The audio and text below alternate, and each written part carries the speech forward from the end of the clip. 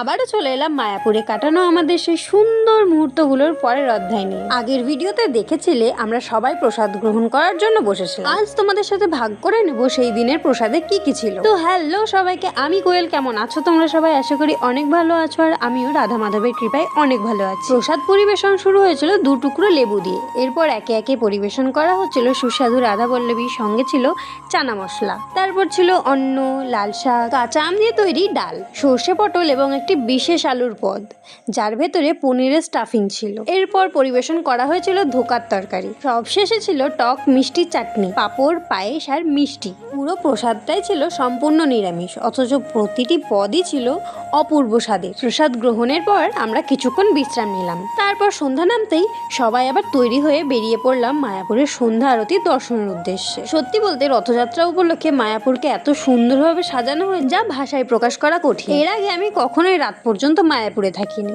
প্রতিবারই বিকেলের মধ্যেই বাড়ির উদ্দেশ্যে রওনা দিয়েছি। তাই এই প্রথম রাতের আলোয় সেজে ওঠা মায়াপুরকে এত কাছ থেকে দেখার সুযোগ পেলাম। চারিদিকে অসংখ্য ভক্ত, ভক্তিময় পরিবেশ, আলোকসজ্জা আর মন মুগ্ধ করা আয়োজন, সব মিলিয়ে এক অপূর্ব অনুভূতি। মন্দির প্রাঙ্গণে সুন্দর সাংস্কৃতিক ও ভক্তিমূলক অনুষ্ঠানও হচ্ছিল। কিছুক্ষণ সেই অনুষ্ঠানও উপভোগ করলাম। যেহেতু ফোন জমা রাখা ছিল সে কারণে সমস্ত ভিডিও তোমাদের সাথে শেয়ার করা সম্ভব হয়। আর মন্দির থেকে বেরিয়েই দেখি জগন্নাথ দেবের রথগুলো সারি সারি ভাবে রাখা আছে। সেই সময় মন বলছিল আর 2 দিন থেকে গেলে হয়তো উল্টো রথটা দেখে যেতে পারতাম, কিন্তু সেটা তো সম্ভব না। তারপর বেরিয়ে এলাম বাইরে। তো আজকের ভিডিওটা এখানেই শেষ করছি। তবে আমাদের মায়াপুর ভ্রমণ কিন্তু এখনো শেষ হয়নি। মায়াপুর থেকে বেরিয়ে আমরা কোথায় গেলাম, কি কি করলাম, সেই গল্প নিয়ে আসছি পরের ভিডিওতে। ততক্ষণ পর্যন্ত সবাই ভালো থেকো, সুস্থ থেকো। হরে কৃষ্ণ, রাধে রাধে।